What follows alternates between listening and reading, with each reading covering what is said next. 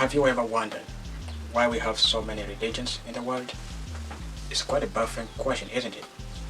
But well, no worries about that, because the world is filled with different people who are kind and loving. Because of such disparity, religions being present makes the world a better place. The one problem, however, is understanding whether having so many can create trouble. Or should I say, sophistically challenging global controversies. Greetings everyone, my name is Emmanuel, and here I'll be presenting you with the topic of religion and global ethics. The history of religion goes way back in time, back when the Bible was just in the midst of establishment. God chose his most wisest beings on earth to formulate the Bible, but at the same time we do have the Quran for Islam, Gita for Hindus, Tripitaka for Buddhism, and every other Bibles one can imagine. The great thing about believers is that it unites them and allows them to find peace among themselves and their societies. However, we do have other religions within societies which can bring chaos. America has many religions, but America is not the most religiously diverse country. Singapore and France beat the United States in diversity. But oh well, technology is here, and technology has accelerated our abilities to communicate with other cultures. Since we can do so with the tap of a button, we get along well despite our differences, but that does not mean we don't fight each other. The Universal Declaration of Human Rights was created to set principles for the world to follow, hopefully with intentions to avoid any brutal actions from people. The freedom that we receive is freedom of speech, religion, belief, which other nations may not receive due to the government not taking part in the principles within the United Nations. But even with the idea that all men are equal and free, we really never get to understand why it took so long for freedom to really happen. Are men more free than women? Or are blacks more discriminated against than whites? Think about it. Global ethics do differ, because America has the First Amendment, which grants free speech, religion, assembly, and press, while other countries simply don't. Because of humanity's ethical and religious disparities, world leaders usually dictate whether their country gets basic rights or not, simply due to religion. Not every government will believe in freedom of speech or freedom of religion. These are some of the biggest problems within global ethics. A government of religious officials may not advocate for practices such as abortion or gay marriage, which might hinder with the country's freedom of basic rights. Some parts of the world, such as China, Saudi Arabia, Pakistan, or Iran, can get a citizen punished for practicing the wrong religion, while other nations such as the United States might discriminate some religions. For example, the attack on 9/11, which resulted in Islamophobia, where certain groups in the Muslim communities were haunted with violence. While some religions may get along well, some seem to have a quite distant relationship.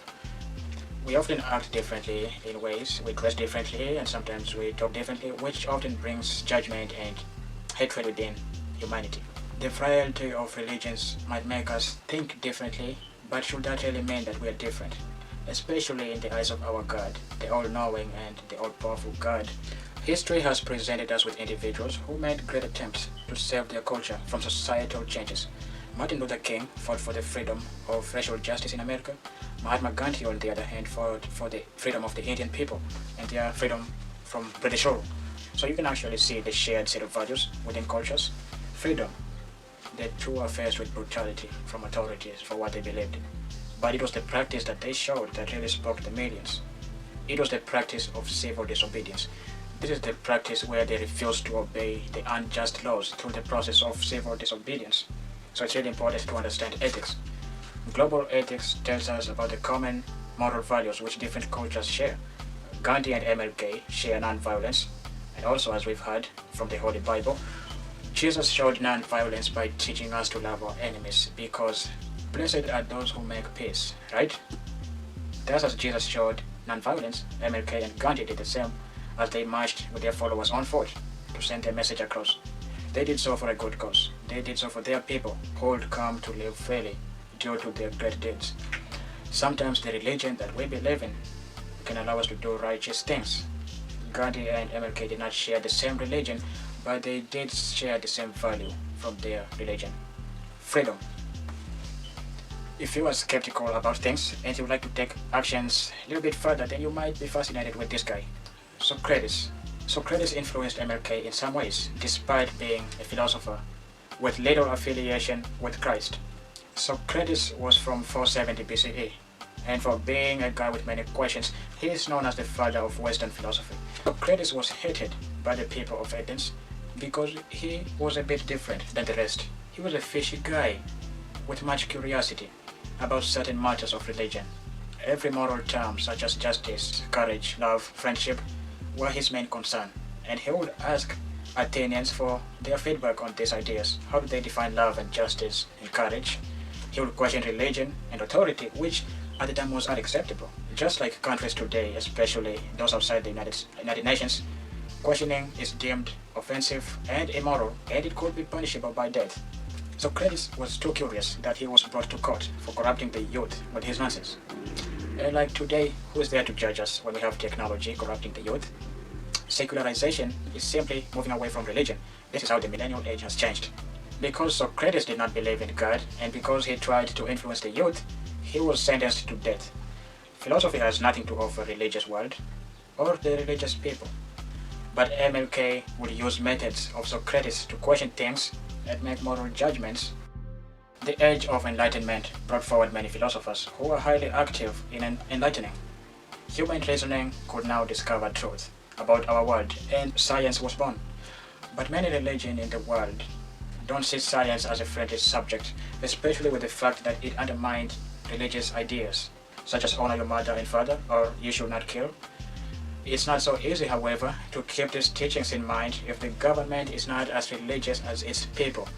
With abortion taking over the news recently, we get to see how religions behave towards such a law, which is very controversial, since one cannot easily choose a side for abortion or anti-abortion. Divine command theory says that actions are right because they are actions that God expects for us. If it's okay for God, then it's okay to us. Oftentimes, those who are burdened with the unwanted pregnancy wouldn't thank God, but they would rather do abortion. And this is called free will. In free will, the problem of evil dictates humanity. God allowed us to have free will so that we can decide what is good or evil for ourselves.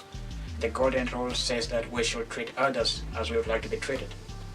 Yet we do question whether we treat children through abortion the way we would like to be treated. Is it ethical and just, or is it immoral and evil?